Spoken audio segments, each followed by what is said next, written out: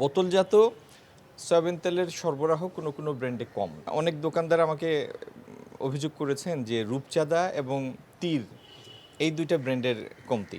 নিত্যপণ্যের বাজারে ভোজ্য তেলের সরবরাহ সংকট রয়েছে এমন পর্যবেক্ষণ স্বয়ং বাণিজ্য মন্ত্রণালয়ের। তবে মন্ত্রীর সোজা কথা, ব্যবসায়ীরা যত রকম কৌশলই নেন না কেন, ভোক্তাকে চাপে ফেলে পণ্যমূল্য বাড়াবে না সরকার। ভোক্তা পর্যায়ে মূল্য বৃদ্ধি যাতে না ঘটে সেটিকে অগ্রাধিকার হিসাবে নিয়েই আমরা পদক্ষেপ নেব। সরকারের এমন শক্ত অবস্থানের পরও কি বাজারে স্বস্তি এসেছে? কেটেছে কি সরবরাহ সংকট? কমেছে কি বেড়ে যাওয়া খোলা সয়াবিন ও পাম তেলের দাম? কিংবা বোতলজাত সয়াবিনের সঙ্গে অন্য পণ্য কিনতে বাধ্য করার প্রবণতা? এমন নানা প্রশ্নে খুচরা বাজারের ক্রেতা বিক্রেতার একটাই উত্তর, ভোক্তাকে জিম্মি করেই দাম বাড়ানোর কৌশলে অটল কোম্পানিগুলো। বর্তমানে তীর মার্কা তেল মার্কেটে কমে আসতেছে, সয়াবিন তেল দিবে না, সাথে সরিষার তেল নিতে হবে। তেল আমরা যেই টাকাটা কিনি দেখা গেছে 10 টাকা যদি লেবার বিল দেওয়া নি আমাদের তেলে বেচে কোনো লাভই থাকে না। এই অবস্থায় বাজার নিয়ন্ত্রণে অসাধু ব্যবসায়ীদের বিরুদ্ধে সরকারকে কঠোর হওয়ার তাগিদ ভোক্তার অধিকার নিয়ে কাজ করা সংগঠন ক্যাবের। তারা কিন্তু সরকারকে জিম্মি করে বাজার অস্থির করে কিন্তু তারা